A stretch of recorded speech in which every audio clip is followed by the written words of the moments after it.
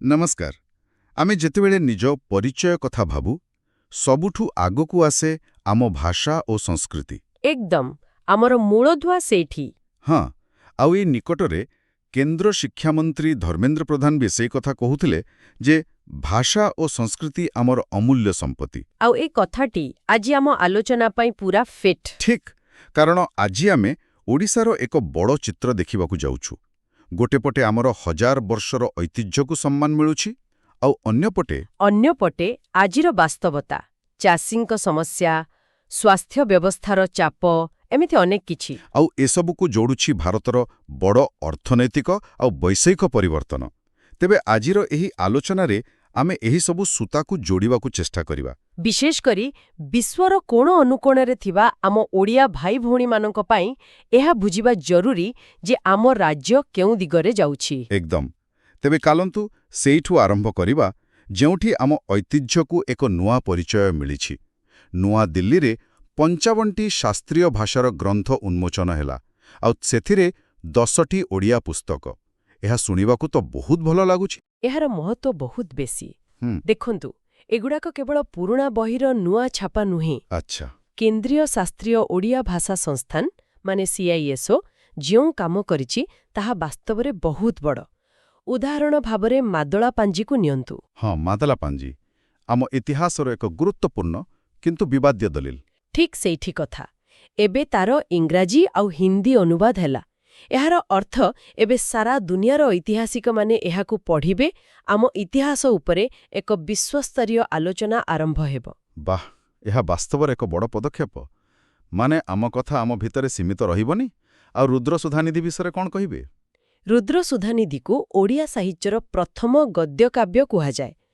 तार इंग्राजी अनुवाद हेबा माने भारतीय साहित्यर इतिहासरे ओडिया भाषार स्थान केते पुरुणा ताहा प्रमाणित हेबो। बुझिले एहा सहित ओडिसी संगीत लोककथा शिलालेख उपर भी बही बारिछि। हाँ एहा आम सांस्कृतिक परिचय को एक बौद्धिक भित्तिभूमि दउछि।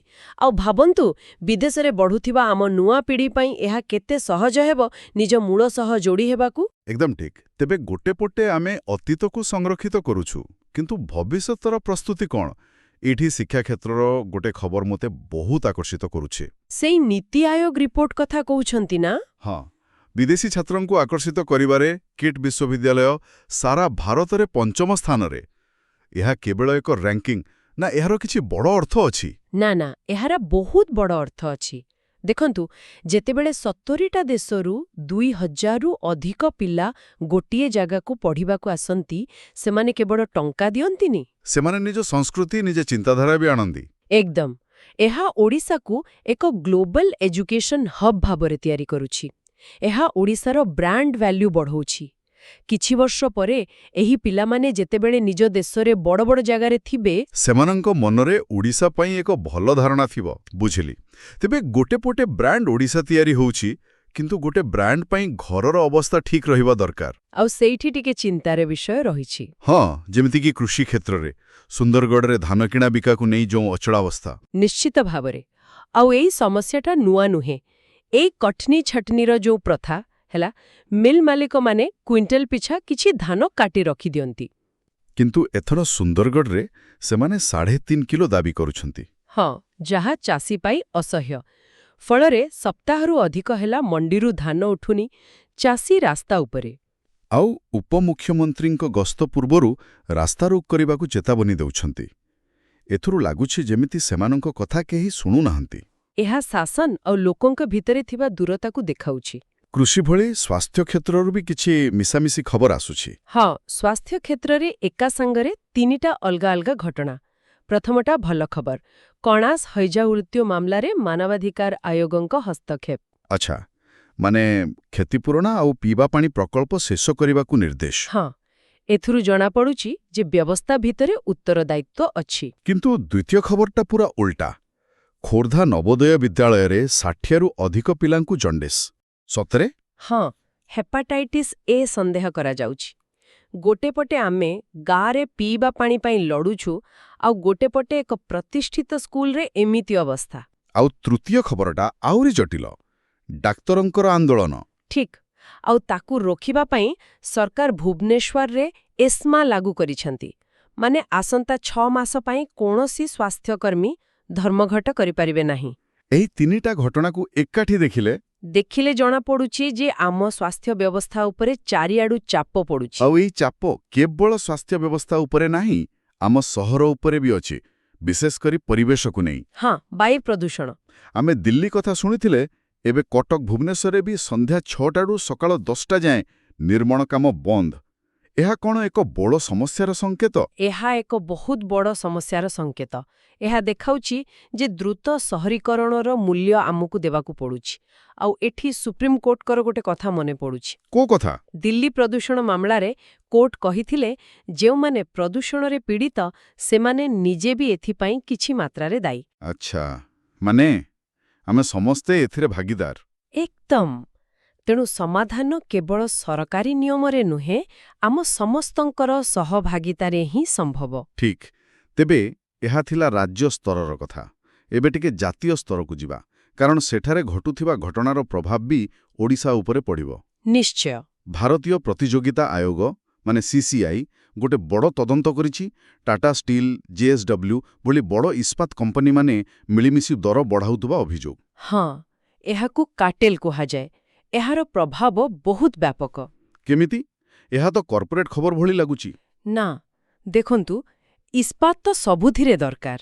ଘର ତିଆରି, ଗାଡ଼ି, ବ୍ରିଜ, ସବୁଠି। ଯଦି କମ୍ପାନୀମାନେ ମିଶି ଦାମ ବଢ଼େଇବେ, ତେବେ ସବୁ ଜିନିଷ ମହଙ୍ଗା ହେବ। ଓହୋ, ମାନେ ଶେଷରେ ବୋଝଟା ସାଧାରଣ ଲୋକଙ୍କ ଉପରେ ପଡ଼ିବ। ଏକଦମ। ଆଉ ଓଡ଼ିଶା ତ ଇସ୍ପାତ ଉତ୍ପାଦନର ଏକ ବଡ଼ କେନ୍ଦ୍ର। ତେଣୁ ଏହି ତଦନ୍ତ ଆମ ପାଇଁ ବହୁତ ଗୁରୁତ୍ୱପୂର୍ଣ୍ଣ।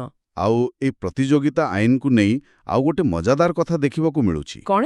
ଜାହାଜ ଚଳାଚଳ ମନ୍ତ୍ରାଳୟ କୁଆଡ଼େ ଏହି ଆଇନରୁ ଛାଡ଼ ପାଇବାକୁ ଆବେଦନ କରୁଛି। ହଁ, ସେଇ ଭେସେଲ୍ ଶେୟାରିଂ ଆଗ୍ରିମେଣ୍ଟ ପାଇଁ। ଏହା ହିଁ ନୀତି ନିର୍ଦ୍ଧାରଣର ଜଟିଳତା। ମାନେ ଗୋଟେ ପଟେ ସରକାର ମେଣ୍ଟ ରଖୁଛନ୍ତି, ଆଉ ଗୋଟେ ପଟେ ସହଯୋଗ ପାଇଁ ଛାଡ଼ ମାଗୁଛନ୍ତି। କାରଣ କିଛି ସହଯୋଗ ଲାଭଦାୟକ ହୋଇଥାଏ। ଭେସେଲ୍ ଶେୟାରିଂ ଦ୍ୱାରା ଜାହାଜ କମ୍ପାନୀଙ୍କ ଖର୍ଚ୍ଚ କମେ, ଦକ୍ଷତା ବଢ଼େ। ତେଣୁ କେଉଁ ସହଯୋଗ ଠିକ୍ ଆଉ କେଉଁଟା କାର୍ଟେଲ, ସେ ସୂକ୍ଷ୍ମ ରେଖାଟା ଖୋଜିବା ହିଁ ବଡ଼ କାମ। ବୁଝିଲି। ତେବେ ଅର୍ଥନୀତିର ଏହି ପାରମ୍ପରିକ କ୍ଷେତ୍ରରୁ ଆସନ୍ତୁ ଏବେ ଭବିଷ୍ୟତର ଟେକ୍ନୋଲୋଜି ଆଡ଼କୁ। AI କଥା। ହଁ, ଇଣ୍ଡିଆ AI ମିଶନର CEO କହିଛନ୍ତି, ଭାରତକୁ AI କ୍ଷେତ୍ରରେ କେବଳ ଉପଭୋକ୍ତା ନୁହେଁ, ସେବା ପ୍ରଦାନକାରୀ ହେବାକୁ ପଡ଼ିବ। ଏହାର ଅର୍ଥ କ'ଣ? ଏହାର ଅର୍ଥ ହେଲା, ଆମେ କେବଳ ଆମେରିକାର ChatGPT ବ୍ୟବହାର କରିବା ନାହିଁ, ଆମେ ନିଜର AI ମଡେଲ ତିଆରି କରିବା ଆଉ ଦୁନିଆକୁ ବିକିବା। ଆଚ୍ଛା, ଆମେ ସେଥିପାଇଁ କେତେ ପ୍ରସ୍ତୁତ? ଏଥିପାଇଁ ସବୁଠୁ ବେଶି ଦରକାର କମ୍ପ୍ୟୁଟିଂ ପାୱାର, ମାନେ GPU। ଖବର ଅନୁସାରେ ଭାରତ ପାଖରେ ଏବେ ପ୍ରାୟ 38,000 GPU ଅଛି। 38,000? ଏହା କ'ଣ ବହୁତ ନା କମ୍? ତୁଳନା କଲେ ବହୁତ କମ୍। ଆମେରିକାର ଗୋଟିଏ ବଡ଼ କମ୍ପାନୀ ପାଖରେ ଲକ୍ଷ ଲକ୍ଷ GPU ଥାଏ, କିନ୍ତୁ ଏହା ଏକ ଆରମ୍ଭ। ଓହୋ। କୃତ କଥା ହେଲା, କେବଳ ମେସିନ୍ କିଣିଲେ ହବନି, ତାକୁ ଚଳାଇବା ପାଇଁ କୁଶଳୀ ଲୋକ ବି ତିଆରି କରିବାକୁ ପଡ଼ିବ। ଠିକ୍। ତେବେ ଏହା ଏକ ଲମ୍ବା ରାସ୍ତା। କିନ୍ତୁ ବର୍ତ୍ତମାନର ଆର୍ଥିକ ସ୍ଥିତି କେମିତି ଅଛି? ଇଣ୍ଡ୍ରା ଭଳି ଏଜେନ୍ସି କହୁଛନ୍ତି, ଆର୍ଥିକ ବର୍ଷ 2027 ଭାରତ ପାଇଁ ଏକ ଗୋଲ୍ଡିଲକ୍ସ ପର୍ଯ୍ୟାୟ ହେବ। ଏହି ଗୋଲ୍ଡିଲକ୍ସ କ'ଣ? ଏଇଟା ସେଇ ପିଲାଦିନର ଗପରୁ ଆସିଛି, ଯୋଉଥିରେ ଗୋଲ୍ଡିଲକ୍ସକୁ ସବୁ ଜିନିଷ ଏକଦମ ଠିକ୍ଠାକ୍ ପସନ୍ଦ ଆସୁଥିଲା। ନା ବେଶୀ ଗରମ, ନା ବେଶୀ ଥଣ୍ଡା। ଏକଦମ। ତେଣୁ ଅର୍ଥନୀତିରେ ଗୋଲ୍ଡିଲକ୍ସ ମାନେ ଏକ ଆଦର୍ଶ ସ୍ଥିତି, ଯେଉଁଠି ଅଭିବୃଦ୍ଧି ସ୍ଥିର ଥାଏ ଆଉ ମୁଦ୍ରାସ୍ଫୀତି ବି ନିୟନ୍ତ୍ରଣର ଥାଏ। ମାନେ ସବୁକିଛି ସନ୍ତୁଳିତ। କିନ୍ତୁ ଏହି ଆଦର୍ଶ ସ୍ଥିତିକୁ ବିଗାଡ଼ିବା ପାଇଁ ବି କିଛି ରିସ୍କ ଥିବ। ନିଶ୍ଚିତ। ସବୁଠୁ ବଡ଼ ରିସ୍କ ହେଉଛି ବାହାର ଦୁନିଆର ଅନିଶ୍ଚିତତା, ଯେମିତି ତେଲ ଦର ବଢ଼ିବା କିମ୍ବା କୌଣସି ବଡ଼ ଯୁଦ୍ଧ, ଆଉ ଦେଶ ଭିତରେ ମୌସୁମୀ। ଠିକ୍। ତେବେ ଆଜିର ପୁରା ଆଲୋଚନାରୁ ଗୋଟେ କଥା ସ୍ପଷ୍ଟ, ଗୋଟେ ପଟେ ଓଡ଼ିଶା ନିଜର ମାଦଳା ପାଞ୍ଜିକୁ ବିଶ୍ୱସ୍ତରରେ ପହଞ୍ଚାଉଛି, ଆଉ ଅନ୍ୟପଟେ କିଟ୍ ଭଳି ଅନୁଷ୍ଠାନ ମାଧ୍ୟମରେ ବିଶ୍ୱକୁ ନିଜ ପାଖକୁ ଆଣୁଛି। କିନ୍ତୁ ଏ ବଡ଼ ସ୍ୱପ୍ନ ଭିତରେ ମଣ୍ଡିରେ ପଡ଼ିଥିବା ଚାଷୀର ଧାନ, ସ୍କୁଲରେ ବ୍ୟାପୁଥିବା ଜଣ୍ଡିସ୍ ଭଳି ବାସ୍ତବତା ବି ଅଛି।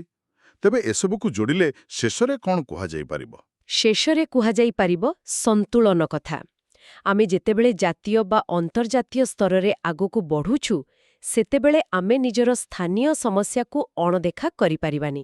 ମାନେ AI ମିଶନ ଯେତିକି ଜରୁରୀ, ବିଶୁଦ୍ଧ ପିଇବା ପାଣି ବି ସେତିକି ଜରୁରୀ। ବାସ୍ତବରେ ବିକାଶର ଟ୍ରେନ୍ ଏହି ଦୁଇଟି ଟ୍ରାକ୍ ଉପରେ ଏକା ସାଙ୍ଗରେ ଚାଲିବା ଦରକାର। ଗୋଟିଏ ଟ୍ରାକ୍ ଦୁର୍ବଳ ହେଲେ ଦୁର୍ଘଟଣା ହେବା ପକ୍କା। ବହୁତ ଭଲ କଥା କହିଲେ। ଆଜିର ଆମ ଉତ୍ସଗୁଡ଼ିକରେ ଆଉ ଗୋଟେ ଆକର୍ଷଣୀୟ ପ୍ରସ୍ତାବ ଥିଲା ରାଇଟ୍ ଟୁ ଡିସ୍କନେକ୍ଟ। ହଁ, ବିଚ୍ଛିନ୍ନ ହେବାର ଅଧିକାର। ଏହା ଆଜିର ସମୟରେ ବହୁତ ଜରୁରୀ। ଠିକ୍। ତେବେ ଶ୍ରୋତାମାନଙ୍କ ପାଇଁ ଶେଷରେ ଗୋଟେ ଚିନ୍ତନ। ଯେତେବେଳେ ଆମେ ଏଆଇ ଭଳି ଟେକ୍ନୋଲୋଜିକୁ ଆପଣାଉଛୁ, ଯାହା ଆମ କାମ ଆଉ ବ୍ୟକ୍ତିଗତ ଜୀବନର ସୀମାକୁ ଲିଭେଇ ଦେଉଛି, ସେତେବେଳେ ଏହି ସବୁବେଳେ କନେକ୍ଟେଡ୍ ରହିବାର ସଂସ୍କୃତି ଆମ ମାନସିକ ସ୍ୱାସ୍ଥ୍ୟ ଉପରେ କି ପ୍ରଭାବ ପକାଇବ? ଉନ୍ନତିର ଏହି ଦୌଡ଼ରେ ଆମେ ନିଜ ବ୍ୟକ୍ତିଗତ ସମୟ ଆଉ ମାନସିକ ଶାନ୍ତିକୁ କେମିତି ବଞ୍ଚେଇବା? ହଁ, ବିଚ୍ଛିନ୍ନ ହେବାର ଅଧିକାର ଆମ ନିଜ କର୍ମକ୍ଷେତ୍ର ଆଉ ସମାଜରେ ଆଲୋଚନାର ଏକ ଅଂଶ ହେବା ଦରକାର କି? ଏହି ପ୍ରଶ୍ନ ସହିତ ଆଜିର ଆଲୋଚନାକୁ ଏଇଠି ଶେଷ କରୁଛୁ। ନମସ୍କାର।